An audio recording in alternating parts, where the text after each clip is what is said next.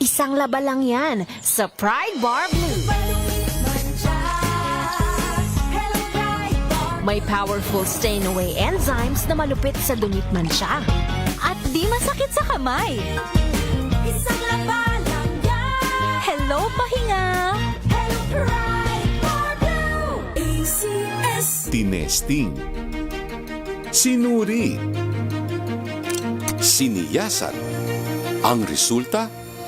Super effective ang Shield sa pagpatay ng bakterya at virus. Shield Antibacterial Soap. Believe ang mga eksperto sa Philippine Nurses Association.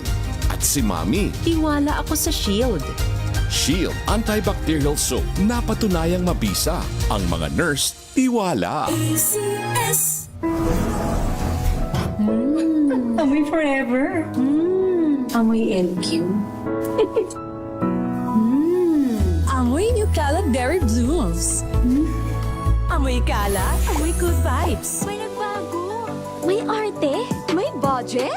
Kala nyo lang yon. So solid. White rose papaya, wow, white roses. White rose papaya, wow, white roses. White rose papaya. May glow up with a white rose papaya. White Rose Papaya. May puti power times 2 kasi may papaya at niacinamide. May shea butter and tea tree oil pa. Kutis sulit ang glow May up. glow up with a white rose papaya.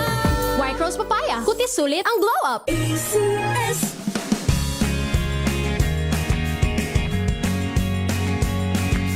Now we are unboxing MX Sweet Coffee. Each box has 10 sachets of low-acid and sugar-free coffee. You can have it hot or cold. Bring it with you anytime, anywhere. Shop at Lazada, Shopee, and in leading drugstores nationwide.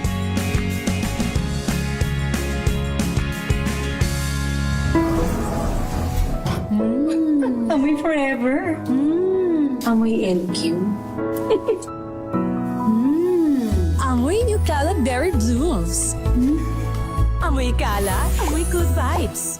Healthy Minute, hatid sa inyo ng MX3. Hi, this is Dr. Edwin Bien. Namamanhid po ba yung kamay ninyo? Sa umaga, paggising po ninyo, ganun din ang inyong talampakan na parang makapal ito? Yung paglakad po ba ninyo, hindi na pantay dahil parang hinihila po ninyo ang kalahati ng inyong katawan? Yung mukha po ba ninyo, ganun din, hindi na rin pantay kapag nagsasalita kayo? Maaaring ito ay senyales na humihina ang daloy ng dugo sa inyong mga utak. Naaapektuhan ang ating mga ugat. Ito ay tinatawag na neuropathy. At kung ito ay patuloy na mangyayari, aba, delikado. Baka mamaya may nagbabara na po na ugat sa ating ulo. Iwasan po natin ang mga pagkain na maaaring maging dahilan ng pagbabara. Iwasan din po natin ang tayo ay nagbibilad ng matagal sa initan. Iwasan din natin ang sobrang napapagod tayo at tayo ay dehydrated na. Ang lahat ng ito ay tinatawag na stroke noong araw or brain attack sa ngayon. Alagaan natin ang ating mga utak. Nag-iisa lang ito eh. Kailangan padaluyan ng maganda ang dugo dito. And of course, bukod sa inirereseta ng inyong mga doktor, maaari po ninyong isabay ang pag-inom ng mga suplemento at kung mamimili rin lang sila ng kanilang suplemento para sa akin, ang isang natural supplement gaya ng MX3 na hango sa balat ng mangustin or pericarp ay isang magandang choice para sa kalusugan. I-try po ninyo at available na ito sa merkado. At syempre, sinasabi nga, galaw-galaw, baka may stroke. Muli, this is Dr. Edwin Bien. Let us all stay healthy. Healthy Minute, hatid sa inyo ng MX3. This portion is brought to you by ACS Manufacturing Corporation, ISO certified, maker of world-class quality Pride detergent. Isa ka ba sa mga mahilig kumain ng sili o mga pagkaing maaanghang? Alam nyo ba na bukod sa pampagana at dagdag pampalasa ito sa ating pagkain, ay may benepisyo pa pala ang maanghang sa ating katawan? Ayon sa WebMD, maraming benepisyo ang makukuha natin sa pagkain na maanghang, tulad na lamang ng pampalakas ng ating immune system dahil sa taas ng vitamin C content nito na mas mataas pa kumpara sa orange fruit. Bukod pa rito, ang pagkain na maanghang ay nakatutulong rin na makapagpabawas ng timbang at mapigilan rin ito ang pagkakaroon ng heart disease at diabetes. Ayon naman sa Healthline, nakatutulong rin ang spicy foods sa pagpapabilis ng ating metabolism at mapabagal ang ating appetite. Lumabas rin sa pag-aaral ng Harvard and China National Center for Disease Control and Prevention 2015, ang pagkain ng spicy food ng 6 hanggang 7 beses kada linggo ay nakapagpababa ng mortality rate ng 14%. Ngunit paalala pa rin ng mga eksperto, lahat ng sobra ay masama pa rin. Mayroon pa ring epekto sa ating katawan kung masobrahan sa pagkain ng mga maanghang. At ang susi nga sa pagkakaroon ng malusog na pangangatawan ay ang pagkakaroon ng balansing pagkain, regular na ehersisyo at pagkakaroon ng sapat na tulog. This portion is brought to you by ACS Manufacturing Corporation, ISO certified, maker of world-class quality Pride detergent.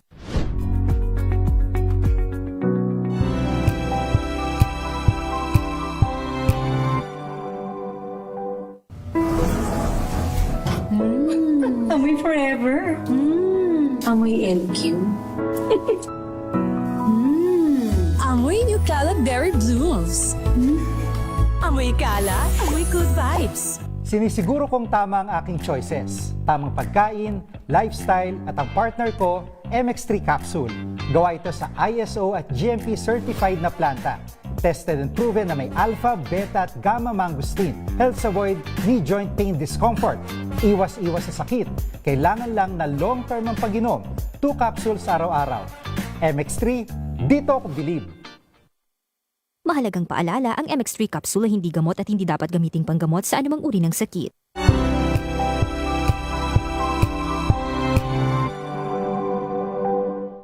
Maagang balitaan, maagang usapan sa mga issue at balita. Kasama si Kuya Angelo Palmones sa Magandang Umaga Pilipinas. Mula Lunes hanggang Biyernes.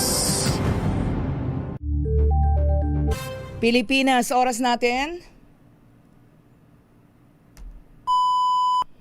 18 minuto makalipas ang 10:00 ng umaga.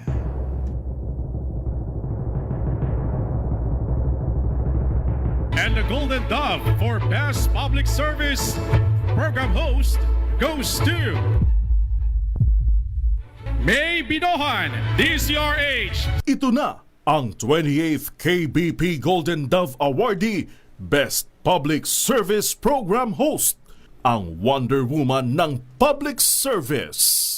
Si May Binauhan. Ang programang naging panata na ang pagsuporta sa lahat ng Pilipino saan man sa mundo sa napakaraming taon. Ang programang nakatatak na sa bawat isip at puso ng Pilipino. DZRH, Operation Tulong. Kasama ang Wonder Woman ng lahat, si Miss May Binauhan, ang tulungang may kasamang balitaan. Live sa DZRH Radio, DZRH TV at online DZRH Operation Tulong.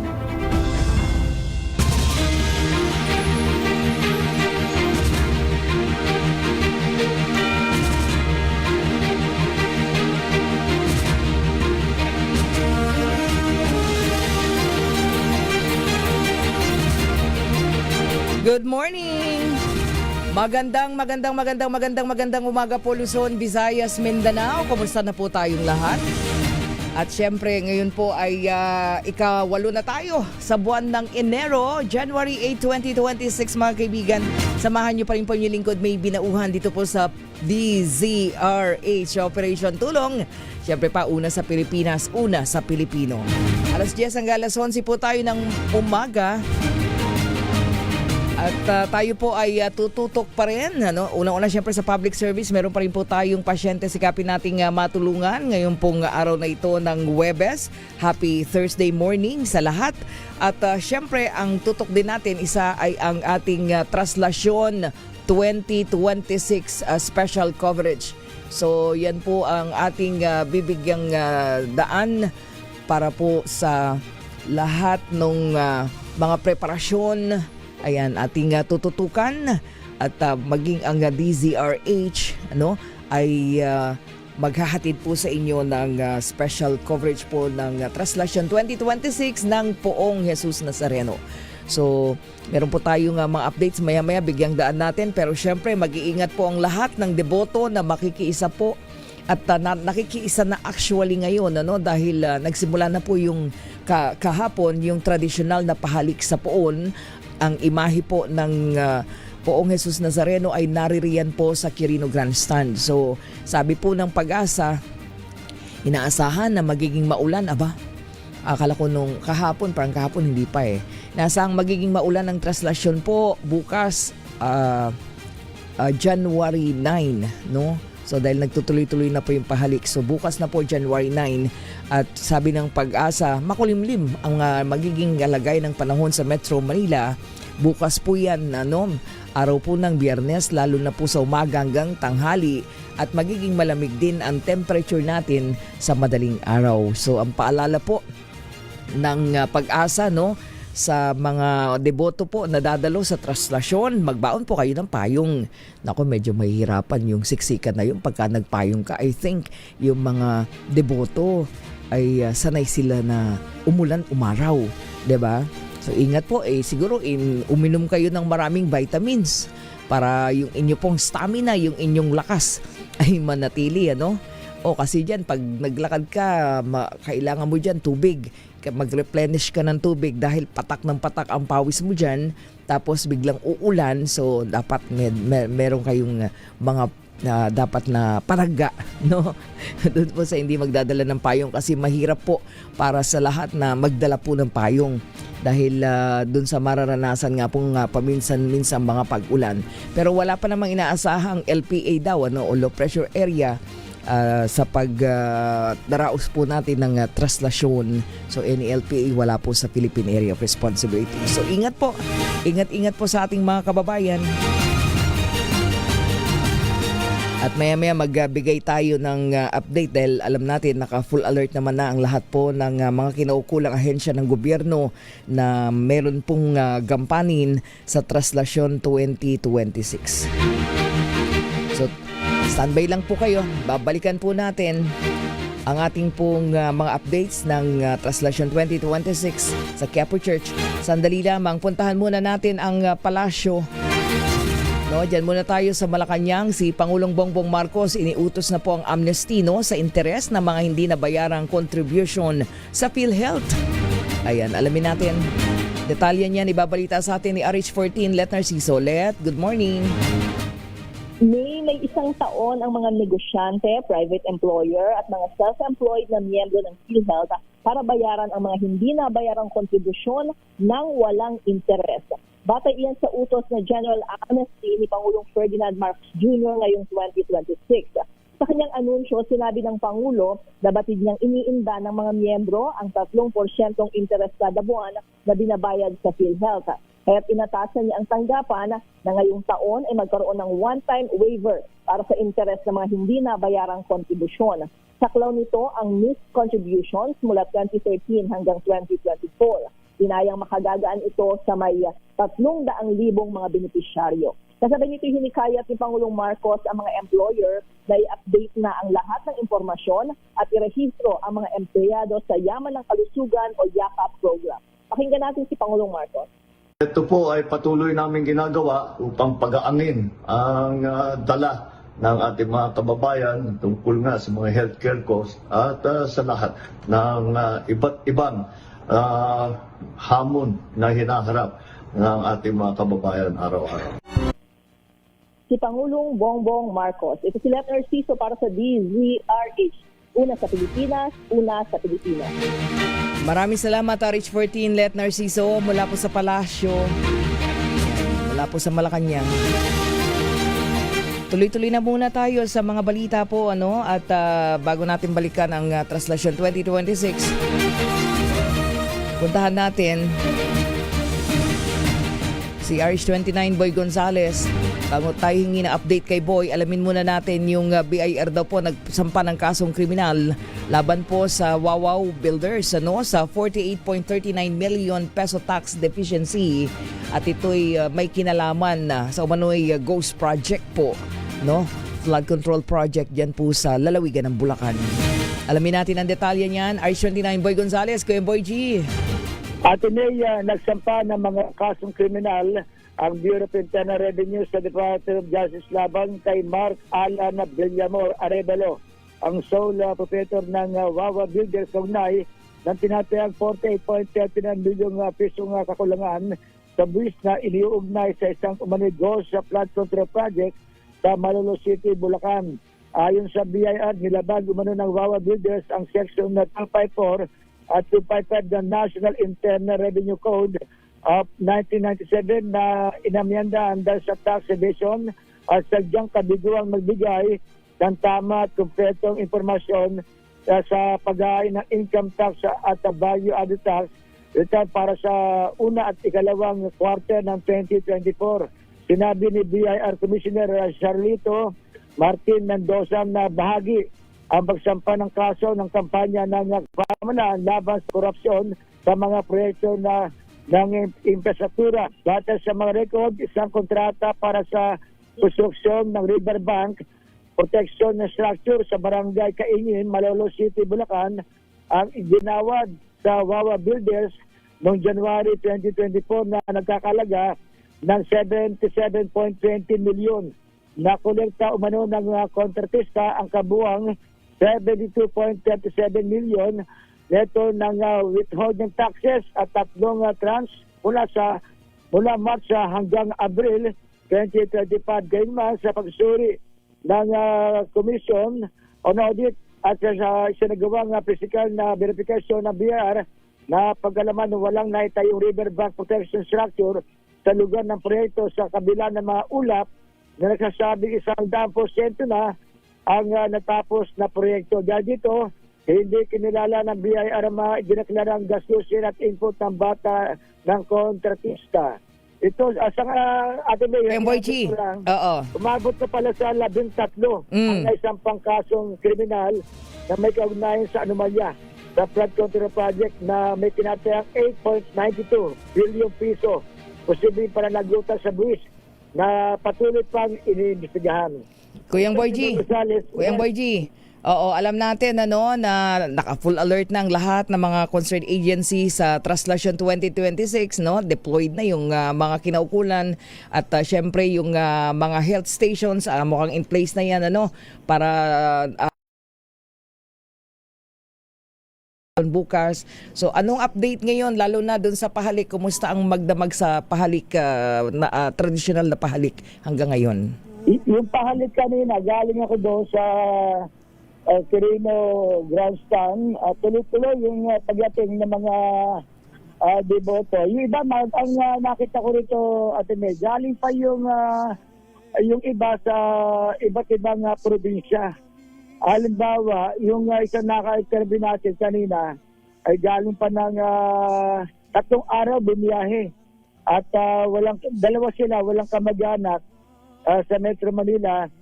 Dumiretso sila sa Quirino Grandstand para pumila sa mahabang pila at para makalapit yung pahalik dito sa Quirino Grandstand. Oo, kasi yan ngayon ang activity and of course yung kada oras na misa sa Quiapo Church. Oo, tuloy-tuloy na yan. At sa area ng Quiapo, marami ng mga kababayan natin na nasisimba dyan. At yung mga naitayong mga stall at tinanggal na rin yung mga nakaparada sa sakyan dito sa Katigbak, yung daraanan ng posisyon ng transaksyon. Tinanggal na kanina dahil paghahatak ang NMDA dyan sa mga lugar malapit sa Quirino Grandstand at sa mga daraanan ng posisyon. Sa Quiapo naman, tuloy-tuloy yung pag-maintain. Yung mga bawal ang parking, pati yung bawal ang vendors, kaya kailangan nadadaanan yung ng mga tao, ng mga nagtutungo dyan sa simbahan ng Quiapo. Ayun, okay. So from time to time, hatid tayo ng mga update, Kuyang Boy G, ha? Dahil alam natin, patuloy din ang pagbaba na or pagpunta sa Metro Manila ng mga deboto ng makikisa sa traslasyon dahil alam mo naman na mula sa iba't ibang probinsya, nearby provinces ng Metro Manila, talagang sila ay sumasama sa traslasyon. Oo, Ate May, may pahabulan tayo. Ang paalala naman ng Manila Police District na kausap ko kanina, mag-ingat sila sa mandurukot. Ay, oo. Marami ba? Meron na ba na biktima? Pagka ganyan maraming tao, Oo. Napatawad, no?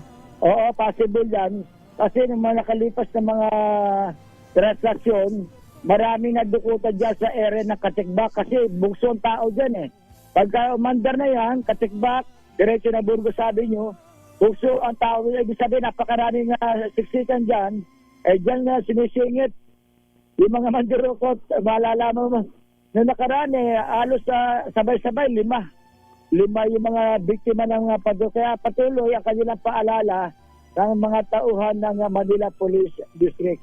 Ito si Boy Gonzales, balik sa iyo, Ate May. Okay, maraming salamat RH29 Boy Gonzales. Tayo po yung maghahatid syempre ng mga update po kaugnay po ng traslasyon. Dahil sabi nga natin, naka-full alert na lahat po ng mga concerned agencies and then yung deployment din pati yung mga health stations mula sa hanay ng Department of Health. Ayan, kasado na po yung mga yan. So anyway, from time to time maghahatid po tayo ng update niya. Oras natin, 32 minuto makalipas ang alas 10 ng umaga. At ngayon mga kaibigan, dako muna tayo sa iba pa nating mga report. Meron daw pong, ito na yung sinasabi natin na nakakatuwa po kapag merong mga pumapasa sa bar examinations. Kasi di ba ang number 1 ngayon, ang top 1, ang University of the Philippines, di ba? So, top 1. Tapos, matutuwa si ang medical director ng UST Hospital na partner natin sa Alaga at Tulong Tomasino, Director Charito Malong Consolacion. Kasi ang Tomasians, 4 ang pasok sa top 10 sa bar exams. Congratulations sa UST po. Oo, so congratulations sa lahat po ng mga nakasung pumasa unang-una, yung mga pumasa kasi pumasa ka lang diyan, naku, grabe na. Pumasa sa bar exams at I think yung dati nating kasama Cyril Cupino, right? Attorney Cyril Cupino. Congratulations Cyril. Ayan, tapos last 2 years lang ba si Jana? Si Attorney Jana naman na Abejero Bonifacio. Yung mga dati natin kasama dito po sa DZRH. Congratulations sa Attorney Cyril Cupino. Ayan. At sa lahat, lalong-lalo na sa mga, syempre, mga nag-top, di ba? Actually, top 20 yung top, of course, laging top 10, pero dun sa announcement kahapon ay binigyang daan yung top 20.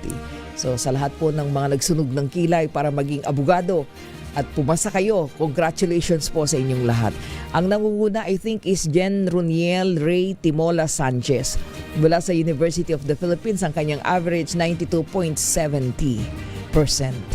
And then pasok nga po sa top 10 ang mga sumusunod. Ang top 2, Declaro Spinel Albert Alawigan, University of Santo Tomas, Manila, 92.46. Top 3, Adviento Eliza Agatep. Ilocano siguro to, Agatep University of Santo Tomas, Manila, 91.91%. Top 4, Mitra Angelica de Castro de la Salle, Lipa, 91.68. Top 5, Santos Mark Angelo Galvez, University of Santo Tomas, Manila, 91.58%. Top 6, Tay Ompad Joey Loyloy, University of San Jose Recoletos, 91.25. Ganun din si Pagya Enrico Gabriel Reyes ng Ateneo de Manila University, 91.25. Top 7, Gata Johan Rafael Silapan, University of Santo Tomas, Manila, 90.90. Then top 8, Sarmiento Marie Chantel Atienza, University of the Philippines, 90.87. Top 9, Lucas Richmond Bulan, University of La Salette, 90.45%. And then top 10, Yap Josmin Terian Afable, University of the Philippines, 90.36. So, kahapon doon sa announcement ng Supreme Court, 5,594 po, no? Ang mga bago nating abogado na pumaksa po, kapapasa lang sa 2025 bar exams mula sa 11,425 takers. So, ang o-taking nila, gaganapin, pati yung paglagda sa Roll of Attorneys, February 6, no? Sa Philippine Arena. Aba, maganda na kayo. Makakatulog na sila ng mahimbing. Yung mga pumasa, syempre doon sa mga hindi nakapasa, better luck next time. Lagi naman may second chance. May another chance. At dahil nga po pinag-usapan natin ang mga nagpumasa, ang Bucor daw, Bureau of Corrections, meron silang 5 personnel na pasado sa 2025 bar exams. Aba naman, RH15 Giselle Ricafort sa detalye niyan. Giselle? Miss May, 5 tauhan ng Bureau of Corrections ang abogado na ngayon matapos ng pumasa sa 2025 bar examination. Sinaluduhan ni Bucor Director General Gregorio Catapang Jr., sina Charles Agraba, CSO1 Nino De Vera, CO3 Robin sa ICAG, CPSO1 Cherry Manago at CO1 Cerce Cebido. Idiniin niya na hindi lamang ito tagumpay ng mga tauhan, kundi pinagtitibay din yung dedikasyon at potensyal ng buong organisasyon. Ayon pa kay Katapang, testamento yung kanilang kwento ng pagsusumikap na nagsisilbing inspirasyon hindi lamang sa kanilang mga kasamahan sa Bucor, kundi pati na rin sa mga nagnanais na maging abogado nating kababayan. Makatutulong niya yung kanilang legal expertise sa mas malalim na pag-unawa sa mga legal na usapin kaugnay ng koreksyon at rehabilitasyon para daw ito sa pagtataguyod ng katarungan at pagtatanggol sa karapatan ng mga individual na nasa kanilang pangangalaga at pagtiyak na nakaangkla pa rin yung kanilang operasyon sa pinakamataas na antas ng etika at ng batas. Ito si Giselle Report para sa DZRH na sa Pilipinas na sa Pilipino. Miss May? Oo, so yung mga pumasa sa Bucor, ganun ba yun? Matataas ba sila ng ranggo?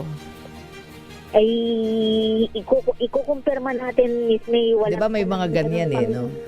Wala pang ganung informasyon na inilalabas yung Bucor, pero kukumpirmahin natin yung bagay na yan sa kanila. Okay, particular itong 5 nga na bagong abogado. Tsaka sa kanila, walang bata, tsaka walang matanda. Tignan mo, galing. Diba? Congrats. Oo, correct. Oo, correct, Miss May. Kaya mag-bar ka na rin, ha? Miss May, ang susunod na nating ibabalita, siyempre si Attorney Sofia Gans na. Oo nga, si Attorney. Dalawa nga kayo. Si Attorney. Uy, nakalimutan ko, batiin din natin na Attorney na rin pala si Sheila Edubas. Kasama natin dati din. Attorney Sheila Edubas. Marami tayong kasamahan sa DZRH, Miss May, di ba? Sa mga magkakasunod na taon na pawang mga naging abogado na ngayon. Oo, mga umalis sa atin para mag-aral, di ba? Ng batas. Yes. At ngayon, mga abogado na, congratulations sa kanilang lahat. Galing. Yes. Oo, ano ngayon, mga kababaihan ng power natin dito? Yan. Thank you po. Maraming salamat, Giselle. Pagbati po sa lahat ng mga bago nating abogado. Ito si Giselle Ricafort para sa DZRH una sa Pilipinas, una sa Pilipino. Maraming salamat, RH15 Giselle Ricafort. Again, congratulations Attorney Cyril Copino, Attorney Sheila Marie, no? Tama ba ako? Sheila Marie Edubas. O, di ba? Mga girls, eto, galing. Babalik po tayo, sandali lang po ha, oras natin. 39 na minuto makalipas po ang alas 10 ng umaga. DZRH Operation Tulong. Ang oras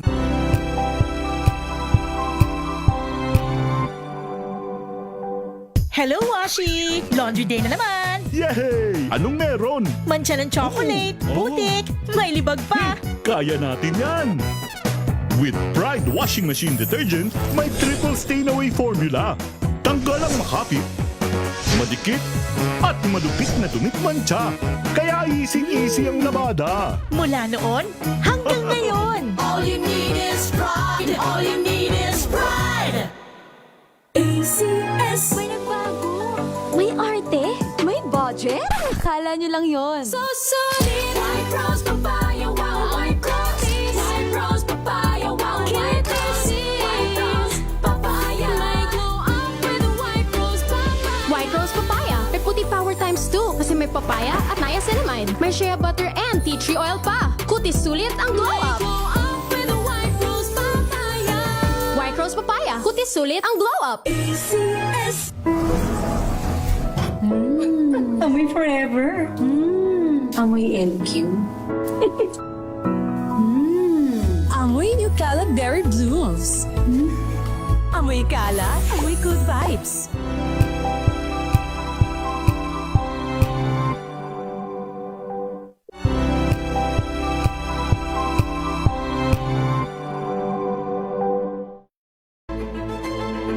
Pakikinggan ang bawat panig.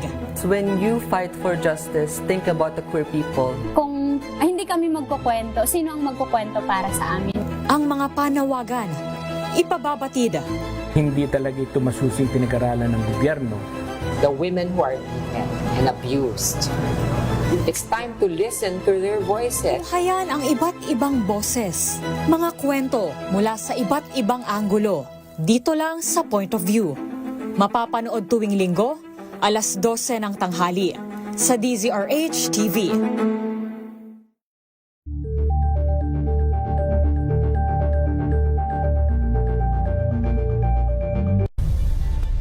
Nagsimula sa pangarap hanggang sa maabot ang tagumpay. Iba't ibang kwento, iba't ibang mukha ng atletang Pilipino.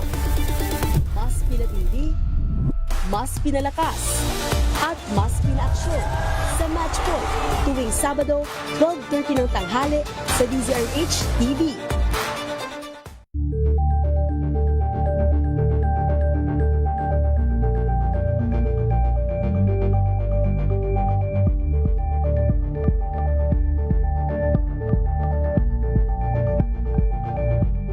Tambalang Anthony Taberna at Jerry Baha ang gigising sa inyong umaga dahil lalatay ang humahagupit na diskusyon at komentaryo Lunes hanggang Biyernes sa 2x2.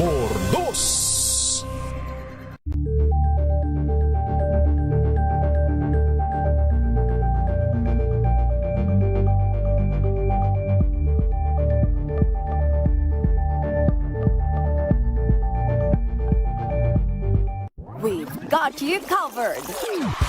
From the hottest hits, exclusive interviews,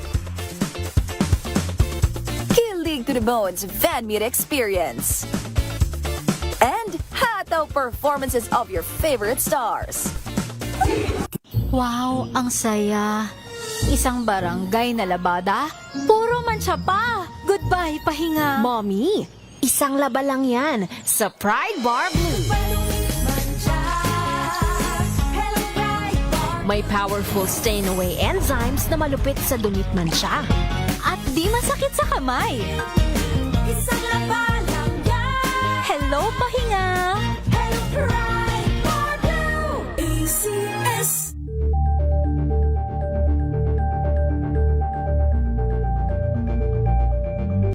Maulan man, no worries na amoy kulog ang damit. Charm, Fab, Con, pangong pumakabloom.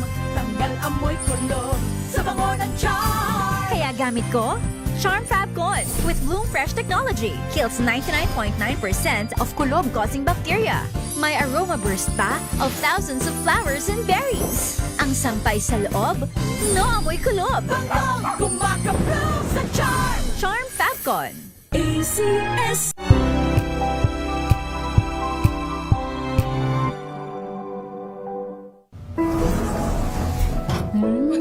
Amoy forever. Amoy LQ. Amoy New Calad Berry Blooms. Amoy kalat, amoy good vibes.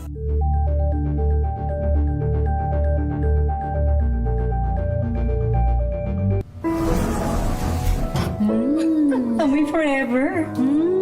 Amoy LQ. Amoy New Calad Berry Blooms. Amoy kalat, amoy good vibes.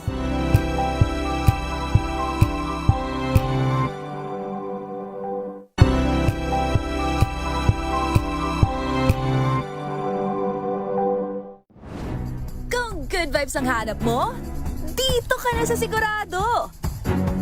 Mula sa mga istoryang nagbibigay ng inspirasyon hanggang sa mga kwentong may dalang solusyon. Mga balitang pampagaan ng pakiramdam at pampaganda ng araw. Hindi lang ba sa good news, kundi the better news. Mula Lunes hanggang Biyernes, 1:00 ng tanghali sa DZRH TV.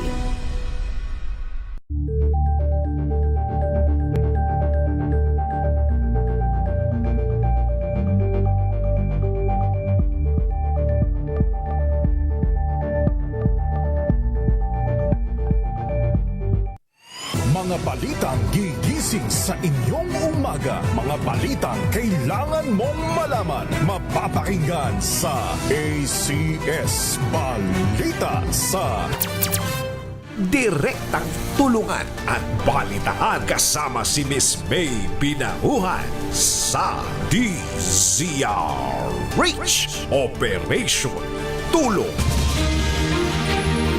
Oras natin, 46 na minuto makalipas po ang 10:00 ng umaga. Puntahan naman natin si RH5 Val Gonzales. Alamin natin yung mahigit 1,600 daw na farm to market road projects sa buong Pilipinas po ito. Handa na pong ipatupad yan ng Department of Agriculture.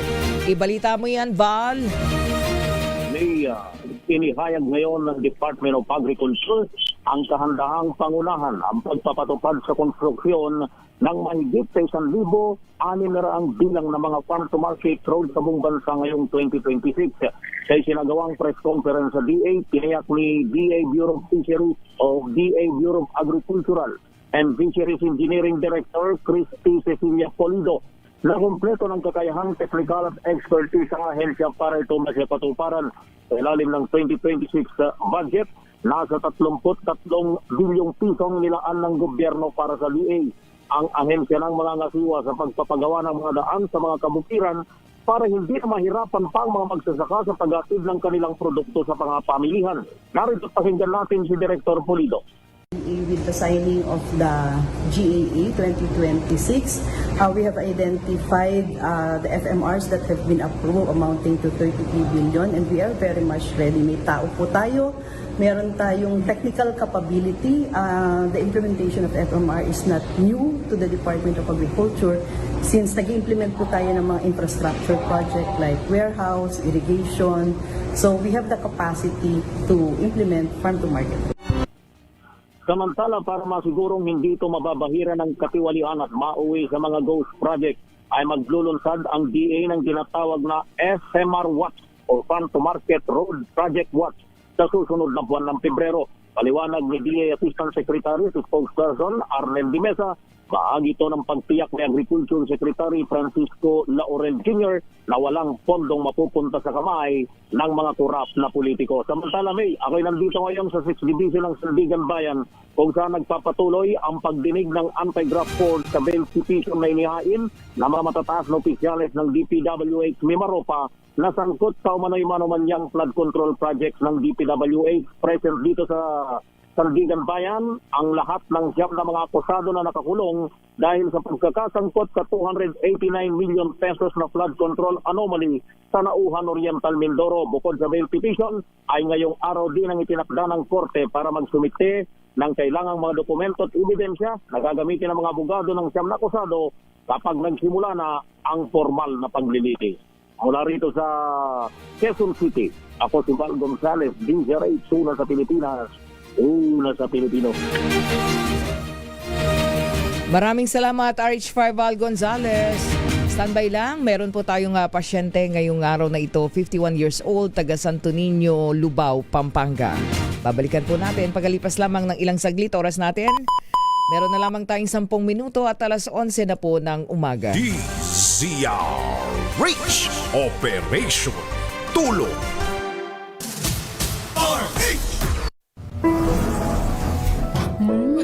Amoy forever. Amoy LQ. Amoy New Calab Berry Blooms. Amoy kalat, amoy good vibes.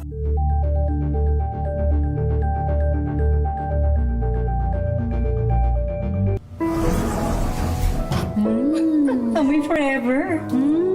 Amoy LQ. Kalat Berry Blooms. Amoy kalat, amoy good vibes.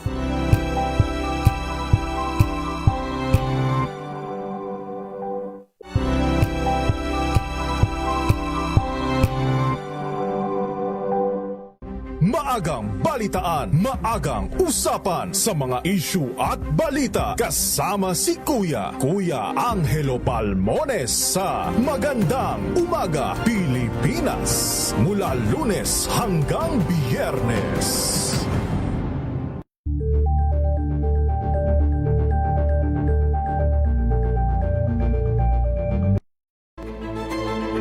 Pakikinggan ang bawat panig.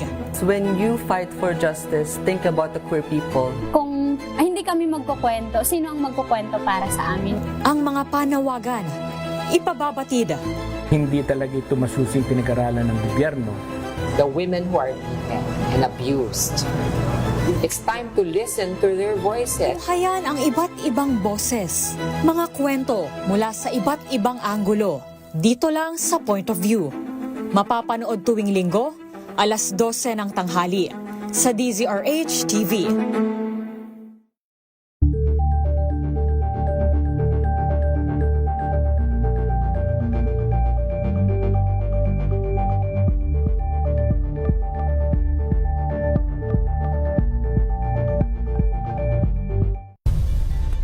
Nagsimula sa pangarap hanggang sa maabot ang tagumpay. Iba't ibang kwento, iba't ibang mukha ng atletang Pilipino. Mas pinatindi, mas pinalakas, at mas pinaaksyon sa Match Point tuwing Sabado, 12:30 ng tanghali sa DZRH TV.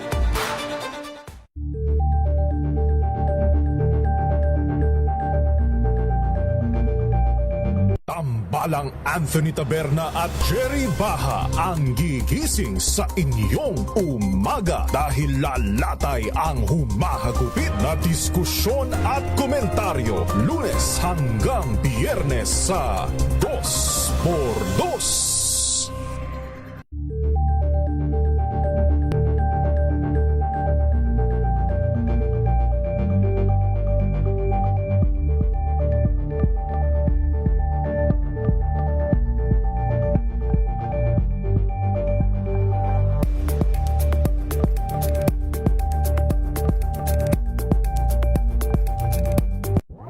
Got you covered. From the hottest hits, exclusive interviews, kilig to the bones fan meet experience, DZRH Operation Tulong. Oras natin, 6 na minuto na lang. Bago po mag-alas 11 ng umaga at ngayon dako po tayo sa ating pong pasyente, 51 years old, si Kuya Judy Mahos Madula. No po. So, taga Santo Niño, Lubao, Pampanga at si Kuya Judy po may asawa, mayroong 6 na anak at 5 po yung nag-aaral pa rin. Hanggang ngayon, si Kuya Judy po dating jeepney driver habang yung kanya pong misis na si Ate Pamela tumatanggap naman ng mga labada. Nagtatrabaho ang isa nilang anak bilang pump girl sa isang gasoline station at itong umaalalay sa kanila magastusin sa pang-araw-araw. Ito pong nung May 2024, no? Nahirapang huminga si Kuya Judy at biglang nawala ng malay. Dinala po sa ospital at na-admit sa loob ng 1 linggo. At nang obserbahan po, doon nakita meron po siyang bara sa puso. Paglabas po ng ospital, binigyan ng gamot. And then, bagamat meron pong silang nakukuhan tulong sa munisipyo para po sa mga gamot, hindi po yun sapat. Dahil nito pong last year lang, July, nakita naman sa kanyang 2D echo na hindi regular yung tibok ng kanyang puso. Kaya nadagdagan yung kanya pong mga gamot na kailangang mainom. So kausapin natin si Kuya Judy Mahos Madula. Kuya Judy, magandang umaga. Good morning. Opo, asawa niya po to. Okay. Oo. Pamela, Ate Hello, Pamela. Oo, Ate Opo, Pamela. good morning din po. Kumusta si Kuya Judy ngayon? Sa ngayon po, medyo okay naman po siya dahil po nabili ko naman po yung ibang gamot niya. Doon sa pangalawang diagnosis sa kanya, nung nakita sa 2D echo, hindi regular yung kanyang heartbeat, yung tibok ng puso niya. Anong sabi ng doktor? Gamot muna, wala namang gagawing procedure, medical procedure? Wala naman po. Kaya yung inaano lang po sa kanya, kailangan lang pong continuous po yung gamot niya. Ang problema lang po, minsan po talaga, hindi ko po rin po nabibili lahat. Sa isang buwan ba, magkano lahat yung kakailanganin para sa kanyang mga gamot? Kung sa loob po ng isang buwan, minsan po nagagastusan din po ako ng mga 5,000 po. Pag po dumating po yung check-up niya, iba pa po yung gastos po. Oo. Saan ba siya nagpapa-check up? Nung naano po siya, sa po kami nagpapa-check up, dito lang po sa OPD, sa may JBL po hospital. Yan po sa Lubao. Opo. Bali po sa San Fernando po yun. San Fernando. Oo. Opo. At pagka yung check-up niya regular din, Yung pong balik po namin doon, pag po po kami, para po hindi po masyadong magastos, nung pong bumabalik po kami doon, every 3 months po. So, kung every 3 months check up siya para ma-monitor yung bara na sinasabi, yun, gamot din. Opo, yung pong iniinom niya pong gamot ngayon na sa reseta niya po ngayon. Okay, so anong sabi ng doktor? Ipagpatuloy lang yung pag-inom ng gamot? Opo, kumbaga po talaga po ngayon na po yung maintenance niya. Bali po, nangyayari po yan, sa gamot na lang po. Kung hindi po siya makakainom ng maayos na gamot, may posibilidad pong sumpungin siya. Kasi pagka, ang tawag dito, heart attack di ba? Opo. Yun po yung inano po sa amin ng doktor na kailangan po continuous po yung gamot niya. Pag po hindi po siya nakakainom, nakakaramdam po siya ng nahihirapan po siyang huminga. So, pagdating ng February, schedule ulit niya ng 2D echo? 2D echo po, opo. Para po malaman po kung ano na po yung lagay ng niya sa puso niya po. Doon sa government hospital, di ba, libre naman yung meron silang 2D echo o may bayad din yun? May bayad din po. Kaya lang matagal po doon, i-schedule ka pa po nila ng minsan po, abutin po ng linggo. Dahil po sa maraming pasyente rin po. Okay. Pero ngayon, hindi ka nagpa-schedule na doon para, alam mo yun, nakaabang? Hindi pa po. Kasi po yung po niya, yung hindi po kami nakabalik. Okay. So, pagka ganun, pagka halimbawa, matagal pa naman yung schedule niya, ipila mo na. Para at least bawas din yun, di ba, Ate Pamela? Opo. Oo. So, ngayon, ang kailangan mo yung pambili ng mga gamot. Opo. Okay, manawagan ka, Ate Pamela, para kay Kuya Judy. Para nang sa ganun, ating mga kababayan, may mabubuting kalooban, ay malay mo't mapagsama-sama natin yung kanilang mga ma-share, na halaga. Go ahead, Ate Pamela. Magandang umaga po sa lahat. Ako po si Pamela po, may 6 pong anak. Nananawagan po ako sa mga may mabubuting puso po. Sana po kahit paano po may makatulong po sa amin para po kahit paano. May pang-suporta po ako sa gamot ng asawa ko. Tsaka po yung pag dumarating po yung check-up niya, minsan po hindi po talaga kami nakakapunta. Kaya minsan po nadidelay po yung pagpapacheck-up niya. Sana po matulungan niyo po ako. Maraming salamat po. At sa mga tutulong, mga kaibigan, may mga mabubuting kalooban, pagsamasamahin natin, inyong mong maaring ma-share para kay Kuya Judy Madula. Pwede pong magpadala sa GCash account ng DZRH Operation Tulong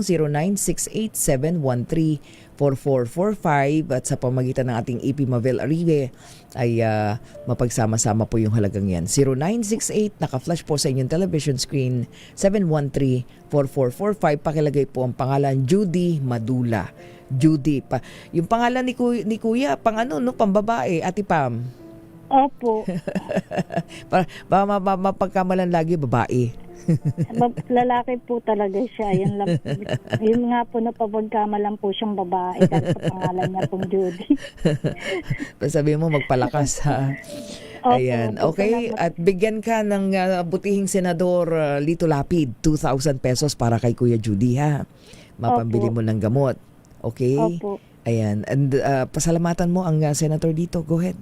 Nakikinig yung malay mo, madagdagan yan.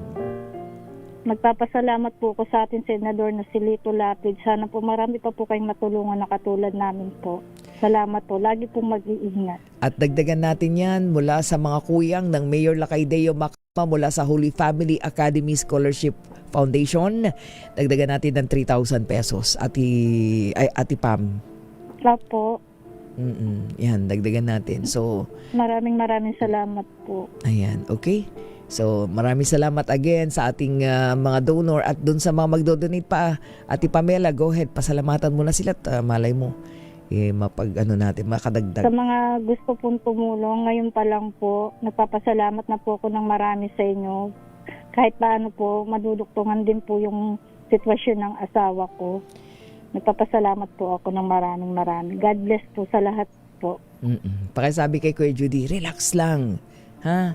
Matutong mag-relax para walang stress. Opo.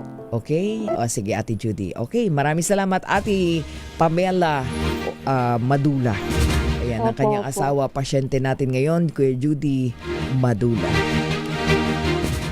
Ayan, sa mga maaari pong mag-donate, maraming salamat. At syempre again, Senator Lito Lapid, Supremo, thank you so much. At syempre kay sa Holy Family Scholarship Foundation, Mayor Lacaydeo Macau. Mga kaibigan, mabilis lang ihabol natin report. Alamin natin, pinagmalaki daw ng University of Caloocan ang kanilang 72.73% overall passing rate sa bar exam. Alamin natin, RH23 Edwin Duque. Kuya Edwin. Hey, good morning. Masaya pinagmalaki kanina ng malapitan ng University of Caloocan o UCC. Nagtamo ng 72.73% overall passing rate ng University of College of Law sa pinakahuling bar examination. Isa ito man yung patunay na kalidad, edukasyon at dedikasyon ng pamantasan na pagbuhubog sa mahusay na abogado. Lubos na pinapurihan ng alkalde ang mga bagong abogado na matagumpay na nakasama na rin. Itong 5 attorney na hindi ko nababanggitin na 12 na pinagmamalaki ngayon ng University of Caloocan. RH23, Edwin Duque nagulat sa Declaration ng Pilipinas sa Pilipino. Maraming salamat Kuyang Edwin Duque. Bago tayo magpaalam, tuloy-tuloy po ang ating pagbibigay ng tulong at serbisyong pangkalusugan para po sa ating mga kababayan. Kasama po ang DZRH Operation Tulong. Ayan, muli po nating isasagawa sa ika-4 na taon ang Alaga at Tulong Tomasino, hatid po sa atin ng University of Santo Tomas Hospital. Kagapay po ang UST Faculty of Medicine and Surgery, UST Medical Alumni Association in America and Foundation at ang UST Medicine Class 1973 bukod tangi.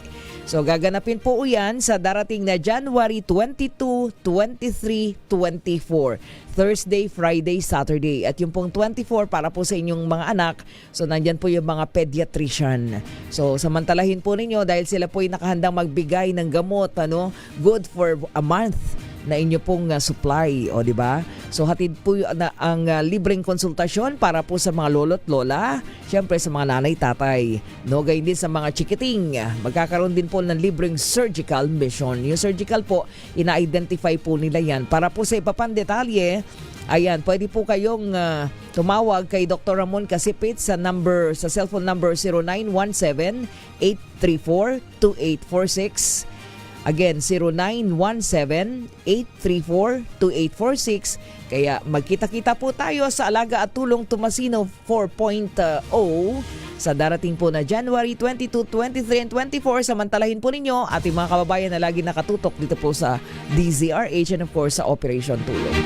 Mga kaibigan, susunod na po inaabangan yung drama Love Story, Ikaw Lamang sa Buhay Ko. Pansamantala, magpapaalam po tayo sa pangalan ng buong person ng DZRH News Center, DZRH Operation Tulong. Maraming salamat kay MG.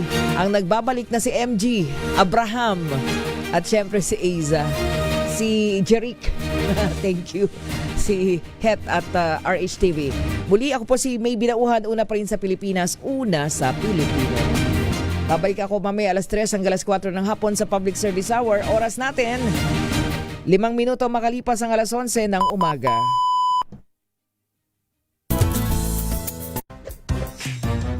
Galing-galing mo Smart dishwashing paste ko Pritong ulam na masebo Plato o kaldero Tanggaling for everyday. Ganyan pag smart ang dishwashing paste. May double tanggaling formula. Tanggal ang sebo, tanggal ang bakterya. Pahit para walang bahit. Linis fantastic sa metal at plastic. Number 1 ko to.